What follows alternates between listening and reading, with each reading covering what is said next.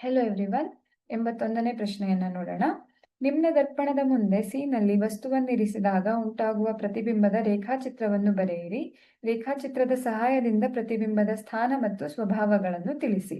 So ಇಲ್ಲಿ already ಚಿತ್ರ ಇದೆ, ಅದನ್ನ ನೀವು ಗಮನಿಸ್ತಾ ಹೋಗಿ. ಇಲ್ಲೇನಿದೆ, ಬಿ ನಲ್ಲಿ ಅಂದ್ರೆ ಈ ಇಲ್ಲಿ ಸಿ ನಲ್ಲಿ ಪ್ರತಿಬಿಂಬ ಇದೆ. ಸೊ ಇದು ಬಿ ಅನ್ನೋದು ವಸ್ತುವಿನ ಹೆಸರನ್ನ ಬಿ ಅಂತ ತಗೊಂಡಿದ್ದಾರೆ. ಸಿ ನಲ್ಲಿ ಏನಿದೆ, ವಸ್ತು ಇದೆ. ವಸ್ತುವನ್ನ ಹೀಗೆ ಇಟ್ಟಾಗ ಪ್ರಧಾನ ಅಕ್ಷಕ್ಕೆ ಸಮಾಂತರವಾದಂತಹ ಕಿರಣ ದರ್ಪಣದ ಮೇಲೆ ಬಿದ್ದು ಪ್ರಧಾನ ಸಂಗಮದಿಂದ ಹೀಗೆ ಪಾಸ್ ಆಗಿ ಬರುತ್ತೆ.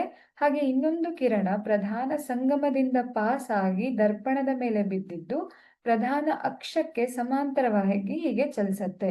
ಸೊ ಈ ಎರಡೂ ರೇಖೆಗಳು, ಪ್ರತಿಫಲಿತ ರೇಖೆಗಳು ಎಲ್ಲಿ ಛೇದಿಸತ್ತೋ ಆ ಬಿಂದುವಿನಲ್ಲಿ ನಮ್ಗೆ ಪ್ರತಿಬಿಂಬ ಉಂಟಾಗತ್ತೆ. ಸೊ ಇಲ್ಲಿ ಯಾವಾಗ ವಸ್ತು ಸಿ ನಲ್ಲಿ ಇಟ್ಟು ನಾವು ಪ್ರತಿಬಿಂಬವನ್ನ ಪಡಿತೀವೋ ಆಗ ಸಿ ನಲ್ಲಿಯೇ ಪ್ರತಿಬಿಂಬವೂ ಸಹ ಉಂಟಾಗತ್ತೆ. ಯಾವಾಗ ಸಿ ನಲ್ಲಿ ವಸ್ತು ಇಡತ್ತೋ ಆಗ ಪ್ರತಿಬಿಂಬ ಉಂಟಾಗೋದು ಸಿ ನಲ್ಲೇ ಉಂಟಾಗತ್ತೆ. ಆದ್ರೆ ಪ್ರತಿಬಿಂಬ ತಲೆ ಕೆಳಗಾಗಿರತ್ತೆ, ಮತ್ತೆ ವಸ್ತುವಿನ ಗಾತ್ರದಷ್ಟೇ ಸಮನಾದ ಗಾತ್ರದ ಪ್ರತಿಬಿಂಬವನ್ನ ನಾವಿಲ್ಲಿ ಪಡ್ಕೋಬಹುದು.